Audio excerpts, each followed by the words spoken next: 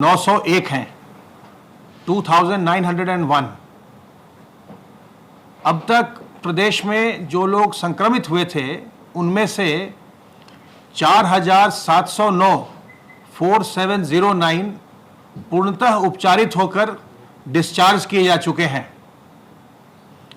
अब तक corona virus के संक्रमण से 213 लोगों की मृत्यु हुई है। इस समय आइसोलेशन वार्ड्स में 2938 लोगों को रखकर उनका इलाज किया जा रहा है। ये जो हमारी त्रिस्तरीय व्यवस्था है L1, L2, L3 की, उसमें उसके अंतर्गत ये 2938 लोग विभिन्न चिकित्सालयों या चिकित्सा महाविद्यालयों में इस समय भर्ती हैं, उनका उपचार चल रहा है। फैसिलिटी क्वारंटाइन में इस समय 9000 लोगों को रखा गया है। कल प्रदेश में 9976 सैंपल्स की जांच की गई। अब हम बिल्कुल 10,000 के करीब पहुंच चुके हैं और जो हमारी सैंपलिंग है, हमारा अब लक्ष्य ये है कि 15 जून तक हम इसे बढ़ाकर 15,000 तक ले जाएंगे। पूल सैंपलिंग के अंतर्गत कल 5-5 सैंपल के 892 पूल की टेस्टिंग की गई और 10-10 सैंपल वाले 121 पूल की टेस्टिंग की गई। इस प्रकार 1013 पूल कल लगाए गए। 5 सैंपल वाले जो पूल लगाए गए थे उसमें 13.78% पॉजिटिविटी पाई गई और 10 वाले जो पूल थे, सैंपल्स के पूल थे, उसमें 21.48% पॉजिटिविटी पाई गई है। सर्वेलेंस के अंतर्गत हॉटस्पॉट के इलाके और जो उससे दूसरे इलाके हैं, इतर इलाके हैं, उनमें लगातार हमारी टीमें सर्वेलेंस की कार्रवाई कर रही हैं और अब तक 99,609 टीम दिवस के माध्यम से 77,68,346 घरों को सर्वेलेंस में लिया गया है, जिसके अंतर्गत 3,94,22,639 लोगों का सर्वेलेंस किया गया है। आरोग्य सेतु ऐप का हम लोग निरंतर उपयोग कर रहे हैं और जो भी आरोग्य सेतु ब्लूटूथ के माध्यम से अलर्ट जनरेट कर रहा है, जिन लोगों को अलर्ट जनरेट होता है जो किसी संक्रमित व्यक्ति के नज़दीक आते हैं, उनके फ़ोन नंबर हमारे पास पहुंच जाता है और उसे हम शेयर करते हैं जिलों के साथ। जिन जिलों के लोग वो रहने वाले हैं उनके साथ हम शेयर करते हैं। उसके अलावे हम अपने कंट्रोल रूम से निरंतर ऐसे लोगों को फ़ोन करते हैं जिनके अलर्ट जनरेट होता है, जिनके फ़ोन पर अलर्ट जनरेट होता है। अब तक हम लोगों ने 47,235 लोगों को अपने स्टेट के कंट्रोल रूम से फ़ोन किया है, जिसमें 120 लोगों ने अभी हमें ये बताया है कि वो इस समय संक्रमित हैं और उनका इलाज विभिन्न चिकित्सालयों में चल रहा है। 52 लोग संक्रमण के पश्चात पूर्णतः उपचारित होकर अपने घर जा चुके हैं और इनमें से 1,418 लोग इस समय क्वारंटाइन में हैं। हमारा स्टेट का जो कंट्रोल रूम जहां से हम इनको लगातार फ़ोन करते हैं, उसका नंबर 1800-180-5145 1800-180-5145। इस नंबर पर आप भी फ़ोन करके कोरोना वायरस के संबंध में कोई जानकारी प्राप्त कर सकते हैं। अगर आपको लगता है कि आपके भीतर कोई लक्षण आ रहे हैं, आपकी सांस फूल रही है, आपको खांसी हो रही है, आपको सर्दी हो रही है, अगर आपको लगता है कि कोई ऐसे लक्षण हैं जो कोरोना वायरस के संक्रमण के लक्षण हैं, तो आप इस नंबर पर 1800-180-5145 पर फ़ोन करके हमारे विशेषज्ञों से राय ले सकते हैं। और अगर वो आपको सलाह देते हैं कि आप अपनी जांच करवा लें, तो जिला चिकित्सालय, अपने ज़िले के चिकित्सालय में जा कर के अथवा मुख्य चिकित्सा अधिकारी से संपर्क करके अपनी जांच करवाइए। आपकी जांच बिल्कुल निःशुल्क की जाएगी और अगर जांच में संक्रमण पाया जाता है तो आपकी चिकित्सा की व्यवस्था भी सरकार के द्वारा बिल्कुल निःशुल्क की जाएगी। आशाओं के द्वारा, आशा वर्कर के द्वारा लगातार जो प्रवासी कामगार आ रहे हैं उनकी ट्रैकिंग की जा रही है। अब तक 11,28,804 प्रवासी कामगारों की ट्रैकिंग की जा चुकी है, जिसमें से 1,027 लोग लक्षण वाले मिले हैं और इनके सैंपल्स लेकर के इनके टेस्टिंग की कार्रवाई निरंतर चल रही है। एक जो माननीय मुख्यमंत्री जी ने हम लोगों को एक लक्ष्य दिया था, निर्देशित किया था, तो मुझे आपको ये बताते हुए खुशी है कि आज हम लोगों ने वो लक्ष्य पूरा कर लिया और आज हम लोगों ने प्रदेश में 1 लाख से ज़्यादा बेड्स की व्यवस्था कर ली है। अगर लोग संक्रमित बहुत बड़ी संख्या में भी अगर होते हैं, जो कि होने की संभावना नगण्य है, तो भी हम लोगों को हमने 1,01,236 बेड्स की व्यवस्था L1 Covid care centre, L1, L2, L3, ये जो हमारी चिकित्सकीय व्यवस्था है, जो आर्किटेक्चर है, इसके अंतर्गत हम लोगों ने 1 लाख से अधिक बेड्स की व्यवस्था कर ली है। अब बेड्स की व्यवस्था इतनी करने के पश्चात अब हमारा सारा ध्यान, पूरा का पूरा ध्यान अब क्वांटिटी के बजाय अब हमारा सारा ध्यान क्वालिटी पर फोकस हो जाएगा कि जो हमारे बेड्स हैं उसके लिए मेडिकल टीम्स उपलब्ध हो, मेडिकल टीम्स की पूरी ट्रेनिंग हो, जितने इक्विपमेंट चाहिए वो उपलब्ध हों, दवाइयाँ उपलब्ध हों और हम अधिक से अधिक संख्या में जो हमारे इंफ्रारेड थर्मोमीटर्स हैं, पल्स ऑक्सीमीटर है और जो हमारे वेंटिलेटर्स हैं या और जो ऑक्सीजन कॉन्सेंट्रेटर है, ये चीज़ें हम सब उपलब्ध करा सकें, जिससे कि हम लोगों को सुविधाएं दे सकें। जिसको भी चिकित्सकीय सुविधा चाहिए उसको हम दे सकें। ऑक्सीजन सिलेंडर्स भी हम बड़ी संख्या में हम उपलब्ध करवा रहे हैं सभी चिकित्सालयों को, ताकि ऑक्सीजन की व्यवस्था अधिकांश बेड्स पर रहे और किसी को भी ज़रूरत पड़ती है तो उसको वो हम सुविधा मुहैया करा सकें। तो अब हमारा ध्यान इतनी सारी बेड्स की व्यवस्था करने के बाद गुणवत्ता को बढ़ाने पर निरंतर रहेगा। प्रवासी कामगार जो हमारे यहाँ जो सेकेंड फेज़ में 1 मई से आने शुरू हुए थे, तो जो 10 तारीख तक हमारे प्रवासी कामगार आए थे, अब उनका होम क्वारंटाइन आज 31 तारीख को वो भी उनका समाप्त हो गया। अब 10 के बाद के जो प्रवासी कामगार हैं अभी उनका होम क्वारंटाइन चल रहा है। उनका होम क्वारंटाइन 21 दिनों का है और वो 21 दिन पूरा करने के बाद ही अपने घर से बाहर निकलें। इसी से गांव के लोगों की और पूरे समाज में और प्रदेश में संक्रमण का नियंत्रण होगा।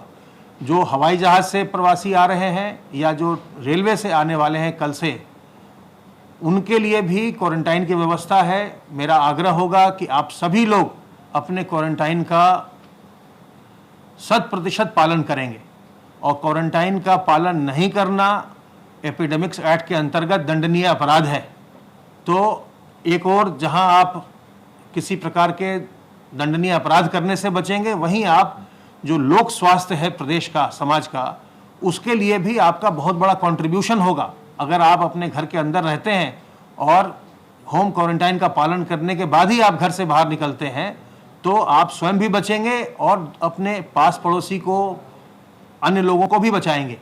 और जब आप होम क्वारंटाइन में घर के अंदर हैं, तो घर के अंदर आपको इस बात का ध्यान रखना है, सभी लोगों को, जो होम क्वारंटाइन में हैं उनको भी और जो नहीं है क्वारंटाइन में उनको भी इस बात का ध्यान रखना है घर के अंदर कि अपने बुजुर्गों से दूर रहिए, 10 साल के जो छोटे बच्चे हैं उनसे दूर रहिए, गर्भवती महिलाओं से दूर रहिए और जिनको पहले से कोई बीमारी हो, डायबिटीज़ है, हाइपरटेंशन है, किसी को कैंसर है, किसी को लीवर की बीमारी है, किसी को किडनी की बीमारी है, इन लोगों से दूर रहिए।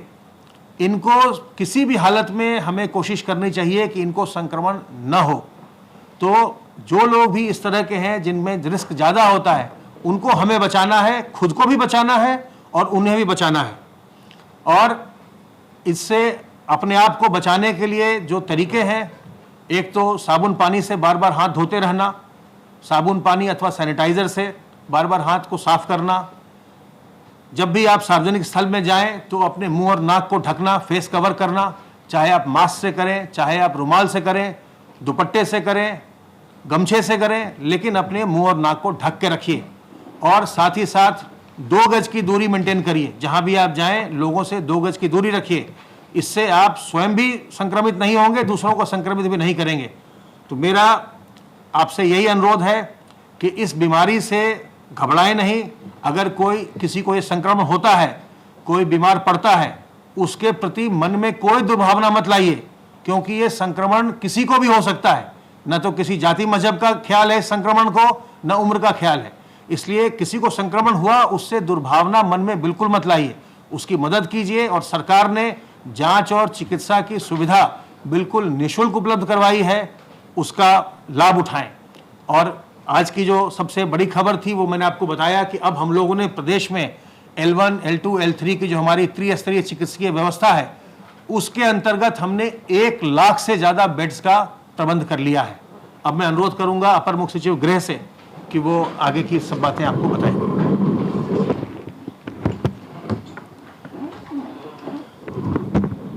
माननीय मुख्यमंत्री जी ने आज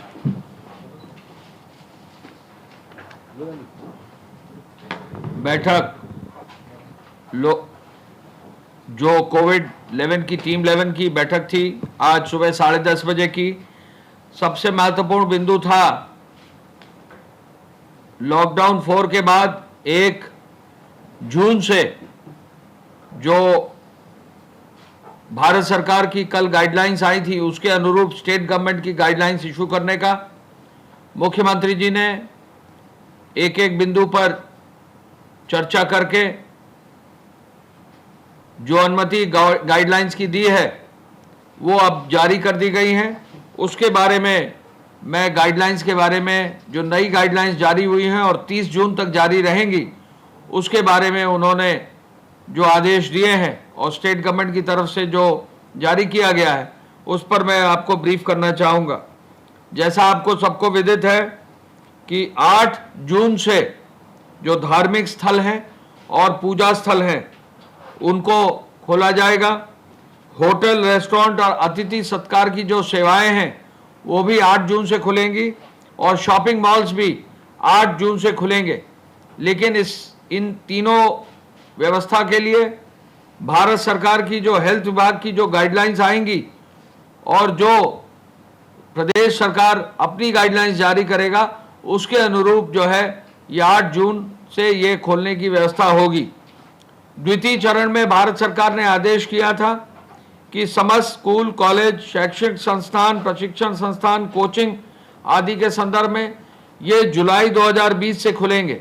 इनके लिए भी भारत सरकार जब दिशा निर्देश जारी करेगी तो प्रदेश सरकार इनको आदेश जारी करेगा जुलाई से। कतिपय गतिविधियों पर अभी स्थगित रहेंगे। अंतर्राष्ट्रीय विमान सेवाएं, मेट्रो सेवाएं स्थगित रहेंगी और अग्रिम आदेशों तक बंद रहेंगे सिनेमा हॉल, जिम्नेजियम, तरणताल, मनोरंजन पार्क, थिएटर, बार एवं सभागार, असेंबली हॉल एवं अन्य स्थान। तो ये भारत सरकार के गाइडलाइंस के अनुरूप प्रदेश सरकार ने प्रथम बिंदु ये जारी किया है। जो राष्ट्रीय नीति निर्देशक प्रबंधन है उसके अनुरूप कुछ कतिपय संशोधन करके राज्य सरकार ने आदेश जारी किए हैं। भारत सरकार ने रात्रि निषेधाज्ञा यानी नाइट लॉकडाउन के लिए रात 9 बजे से 5 बजे तक बंदी का आदेश दिया है। उसी के अनुरूप प्रदेश सरकार ने भी रात 9 बजे से सुबह 5 बजे तक का बंदी का आदेश दिया है। कंटेनमेंट जोन के लिए, लॉकडाउन के लिए जो गतिविधियां भारत सरकार ने निर्धारित की हैं, केवल वही गतिविधियां कंटेनमेंट जोन में अनुमति रहेगी। स्वास्थ्य एवं चिकित्सा विभाग की गतिविधियां, डोर टू डोर सर्वे जो कंटेनमेंट जोन में होगा उसकी अनुमति होगी। साथ साथ कंटेनमेंट जोन में आवश्यक वस्तुओं की व्यवस्था करने की अनुमति होगी। साथ साथ कंटेनमेंट जोन में ही सफाई की व्यवस्था करने की अनुमति होगी। इसके अलावा कोई और गतिविधि या किसी और व्यक्ति को कंटेनमेंट जोन में बाहर आने या जाने की अनुमति नहीं होगी। सुरक्षा व्यवस्था भी वहां दी जाएगी। कंटेनमेंट जोन का डेफिनेशन भारत सरकार की गाइडलाइंस के अनुरूप, हेल्थ विभाग के अनुरूप प्रदेश सरकार ने जारी किया है। और कंटेनमेंट जोन की जो गाइडलाइन है, शहरी क्षेत्र में अगर सिंगल केस होगा तो 250 मीटर के रेडियस में जो है कंटेनमेंट जोन डिफाइन किया जाएगा, और यदि एक से अधिक केसेस होंगे तो 500 मीटर का रेडियस में डिफाइन किया जाएगा और बफर जोन 250 मीटर का रहेगा। आवासीय बहुमंजिली सोसाइटियों के बारे में जो एनसीआर क्षेत्र में है, विशेष रूप से नोएडा में, गाजियाबाद में, इनके लिए जो है विशेष नीति कंटेनमेंट जोन की अब लागू की गई है। ऐसी बहुमंजिली भवन टावर सोसाइटी में यदि एक फ्लोर या एक से अधिक संक्रमण अगर केस मिलता है तो ऐसे बहुमंजिले भवन को कंटेनमेंट जोन केवल उसी भवन को किया जाएगा जिसमें कि जो केस निकलता वो आएगा। यदि सोसाइटी में एक से अधिक टावर में केस निकलेंगे तो फिर जो टावर्स में केस निकले हैं उनको तो बंद किया जाएगा, लेकिन कुछ कॉमन एरिया डिफाइन किया जाएगा। अगर उसकी आवश्यकता पड़ेगी तो उनको भी जो है बंदी के क्षेत्र में रखा जाएगा।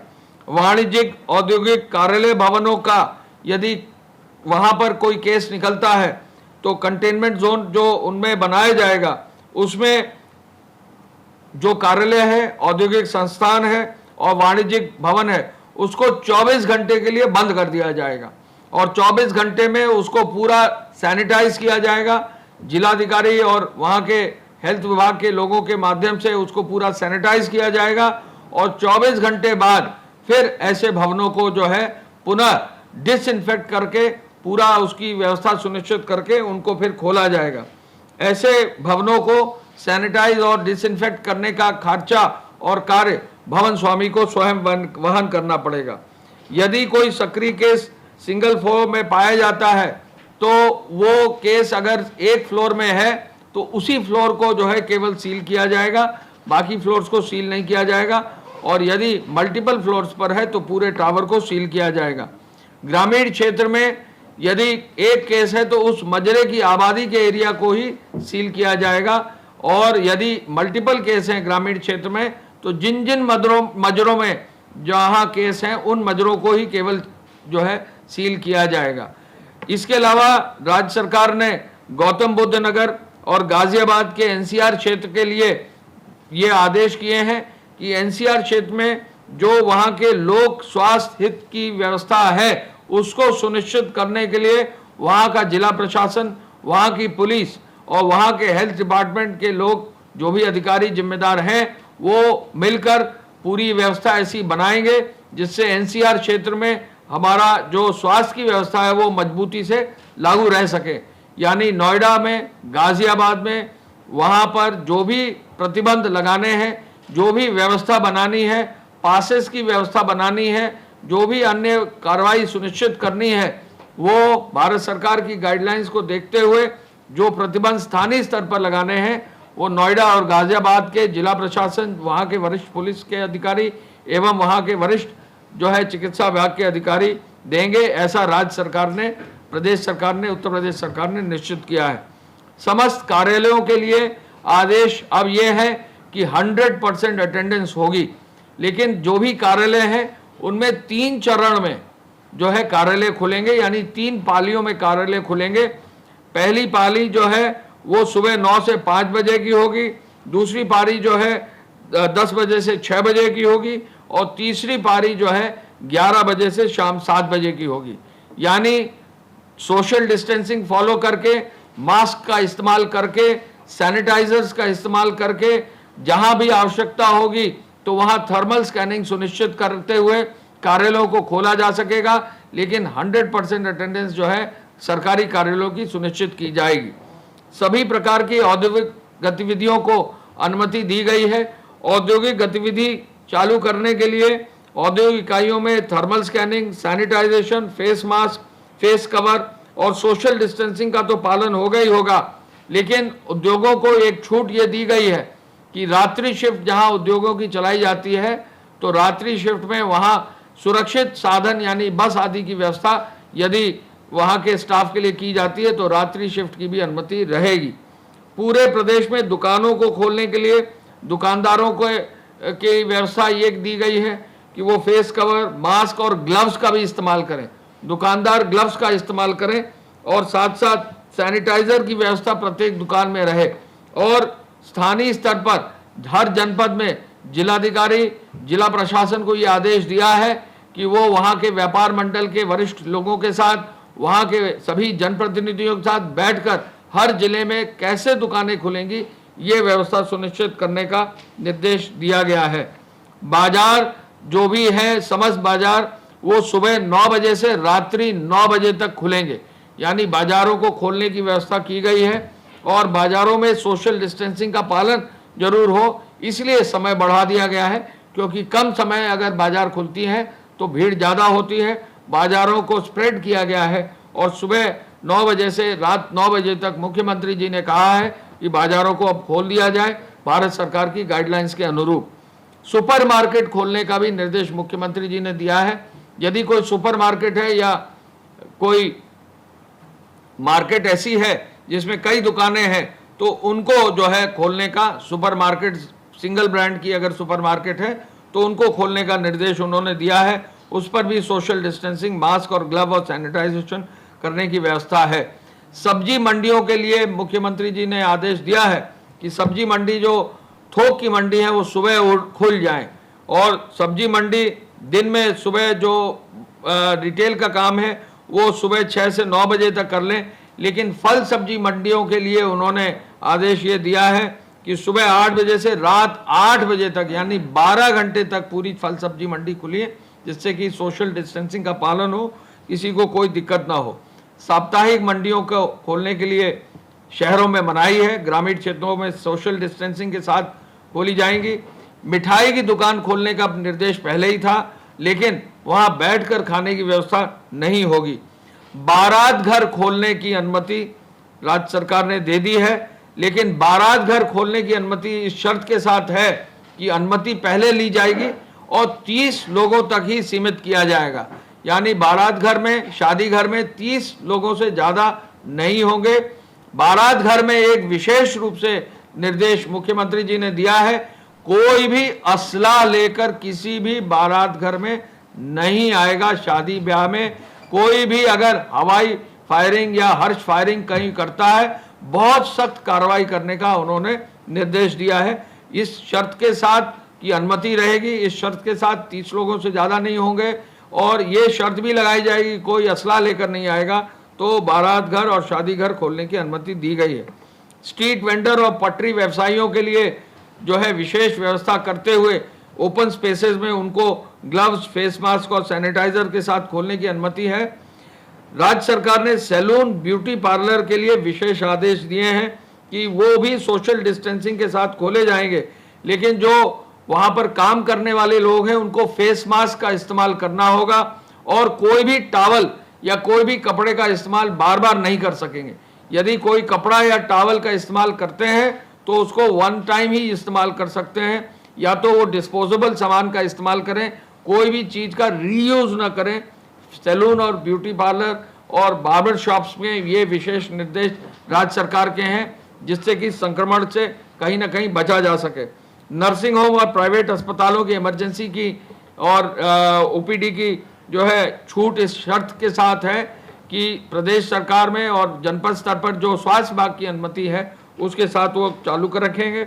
एक विशेष निर्देश मुख्यमंत्री जी ने दिया है कि यदि किसी राजस्व ग्राम में या मजरे में जो है कंटेनमेंट जोन बन जाता है, तो वहाँ यदि कृषि कार्य होना है, यानी खेत होने, और चूंकि अभी बुआई का मौसम है और अभी जल्दी बुआई जो है होने वाली है, अभी जो है आगे किसी न किसी रूप में कोई ना कोई फसल जो है आगे लगेगी, तो ऐसे में जो उसका कृषि कार्य है, किसानों का इफेक्ट ना हो, तो कृषि कार्य करने की विशेष रूप से अनुमति रहेगी। ट्रैक्टर्स की विशेष रूप से यूज करने की अनुमति उस गांव में रहेगी जो कंटेनमेंट जोन में ही है, और वहां पर किसी भी रूप में सोशल डिस्टेंसिंग का जरूर पालन होगा। एक आदेश ये किया गया है कि प्रत्येक स्थिति में taxi cab, maxi cab, 3 wheeler, auto, e rickshaw सबकी अनुमति रहेगी, लेकिन जो निर्धारित सीट है उससे ज़्यादा एक भी आदमी ना बैठे। इसके साथ साथ फेस मास्क हो, फेस कवर हो, सोशल डिस्टेंसिंग के लिए जो है वहाँ पर हैंड सैनिटाइजर का भी इस्तेमाल अगर कर सकते हैं तो वो किया जाए, और किसी भी रूप में पर्याप्त संख्या में जो है वहाँ पर ये व्यवस्था होनी चाहिए कि इन्फेक्शन किसी भी रूप में इस तरह के ट्रैवल से न फैले। 2 पहिया वाहन में 2 व्यक्ति तक चलने की अब छूट दे दी गई है, लेकिन जो भी व्यक्ति चलेंगे वो मास्क पहनेंगे, जो भी व्यक्ति चलेंगे वो हेलमेट जरूर पहनेंगे। रोडवेज बसेस को प्रदेश में चलाने की अनुमति अब दे दी गई है। प्रदेश के अंदर रोडवेज बस अपनी निर्धारित सीट क्षमता के अनुरूप चलाने की अनुमति दे दी गई है। कोई भी रोडवेज बस अब, जैसा कि रोडवेज विभाग चाहेगा, यूपीएसआरटीसी उत्तर प्रदेश राज्य परिवहन निगम अपने रोडवेज की बसों को संचालित करेगा, जिससे प्रदेश में लोगों के आवागमन में कोई दिक्कत न हो। लेकिन रोडवेज बसेस इस शर्त के साथ चलेंगी कि बसेस का सैनिटाइजेशन होगा, चढ़ते समय उतरते समय बसेस पे सैनिटाइजर और का इस्तेमाल होगा। फेस मास्क हर यात्री जो है पहनेगा, हर यात्री जो है जब चढ़ेगा तो उसका सैनिटाइजेशन होगा। बस स्टेशन पर थर्मल स्क्रीनिंग भी होगी। जो भी चालक परिचालक होंगे वो फेस मास्क और फेस कवर तो यूज करेंगे, ग्लव्स भी यूज करेंगे। ये आदेश यूपीएसआरटीसी को दिया गया है। साथ ही साथ बस स्टेशन और बस स्टेशन के निकट यदि आवश्यकता हुई तो एम्बुलेंस भी रखने की व्यवस्था, 108 की एम्बुलेंस भी रखने की व्यवस्था की गई है। परिवहन निगम के जो बस स्टेशन है उस पर विशेष ध्यान रोडवेज सुनिश्चित करेगा, ये उनको निर्देश दे दिए गए हैं। स्टेज कैरेज और कॉन्ट्रैक्ट कैरेज यानी प्राइवेट बसेस की भी चलाने की उपरोक्त शर्तों के आधार पर ही अनुमति होगी। सिटी बस को भी चलाने की अनुमति माननीय मुख्यमंत्री जी के आदेश से दी गई है। सभी प्रकार के वाहनों के संचालन में उपरोक्त निर्देशों का यदि पालन नहीं होगा तो एमवी एक्ट के अंतर्गत तो कार्रवाई होगी, लेकिन 30 जून तक जो एपिडेमिक्स एक्ट के अंतर्गत नोटिफिकेशन हुआ है तो भारी जुर्माना भी भरना पड़ेगा। तो जो भी चालक हैं, परिचालक हैं, जो भी ड्राइवर्स हैं, जो भी निजी वाहन मालिक हैं, वो प्रत्येक दशा में अपने इन निर्देशों का पालन करें, अन्यथा कहीं ना कहीं ट्रैफिक पुलिस